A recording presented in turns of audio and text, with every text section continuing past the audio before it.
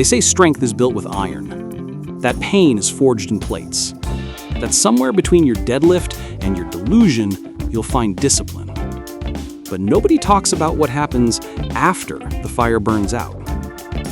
You felt it, that hollow ache when the gym lights dim and the mirror stops clapping for you. You're not tired, you're empty, burned down to the frame.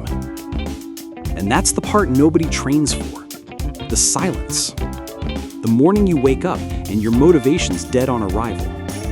No pump, no playlist, no pre-workout salvation.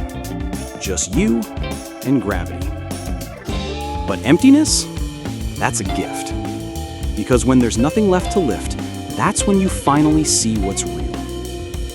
The smoke fades, your breath steadies, and for the first time, you realize the barbell never made you strong. You did. You push yourself off the ground. The voice inside you, the one that's been waiting, finally speaks. The world worships muscle and motion, but real strength lives in control.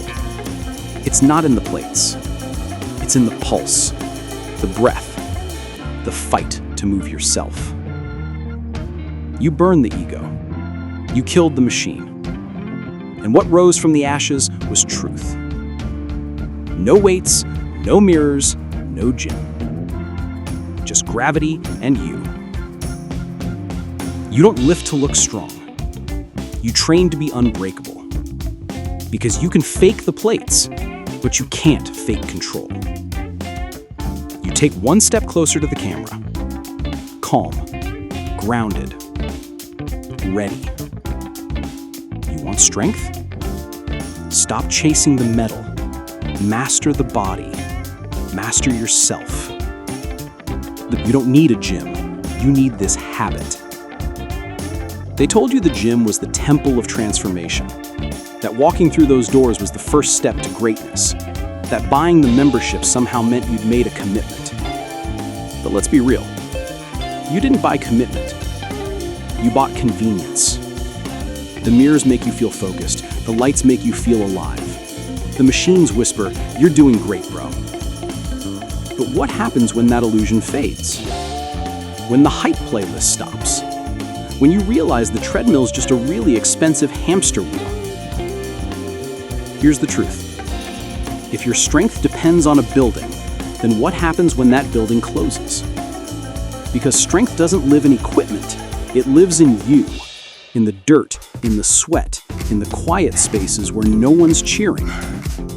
It lives in the habit of showing up. The gym didn't make you consistent. Your choices did. And if your choices vanish the second the environment changes, then you never built discipline. You built dependence. So let's rebuild it from the ground up. Everyone loves the idea of consistency until it gets boring. You start strong, gym bag packed, macros dialed, motivational quotes saved as your wallpaper. You're unstoppable for about 10 days.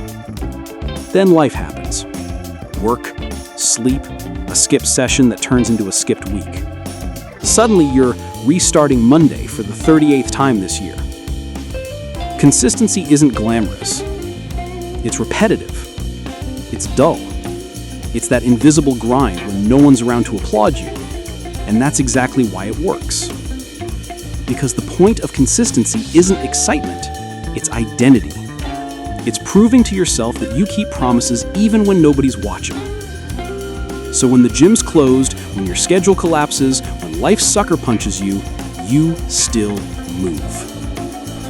Maybe it's push-ups on the kitchen floor. Maybe it's pull-ups on a tree branch.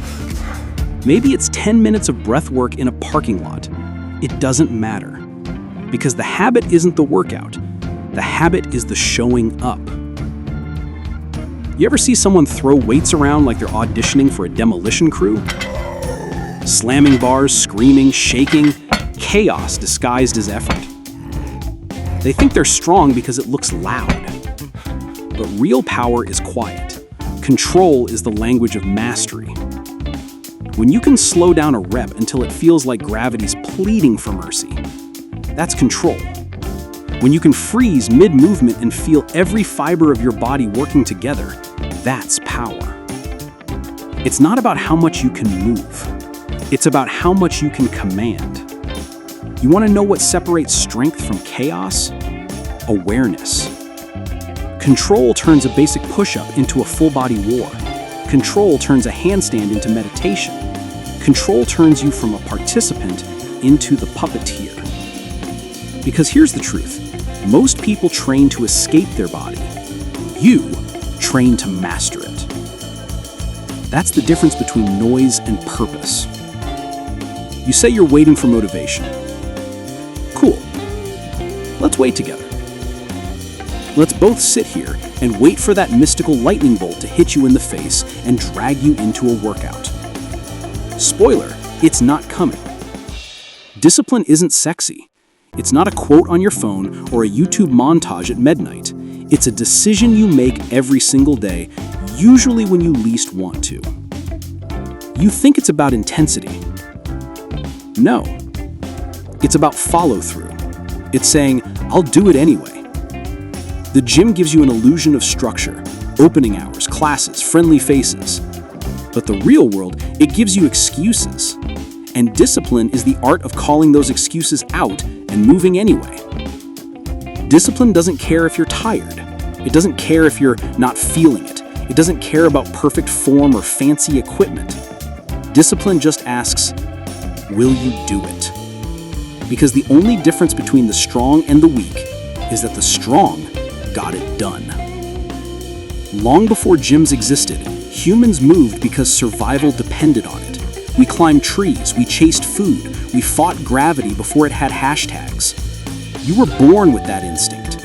But somewhere along the way, you traded it for convenience. Now movement is optional. Your body is a vehicle, but you treat it like storage. So here's the shift. You don't train to build muscle.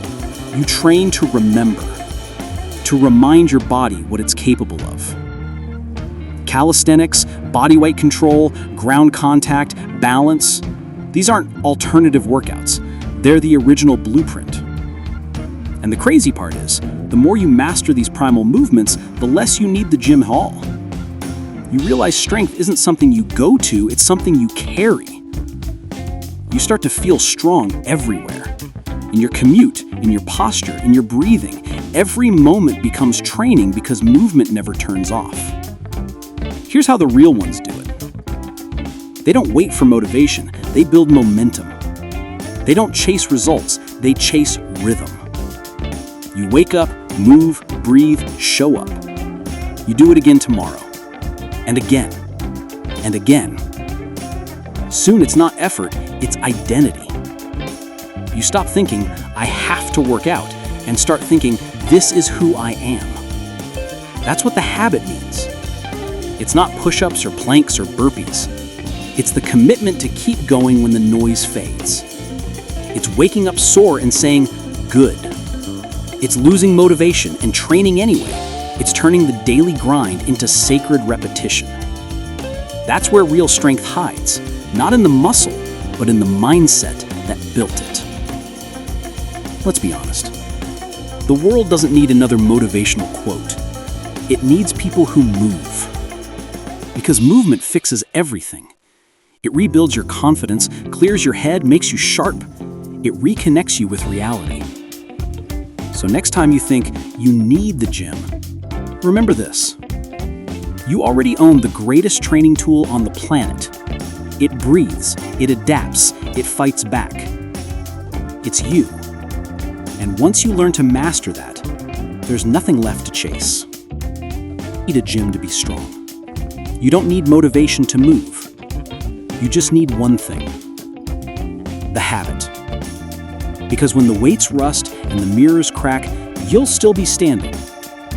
Not because you trained harder, but because you trained smarter. The world can keep worshiping metal, but you've got something pure. Control, consistency, discipline, movement. The iron can wait. You've got work to do.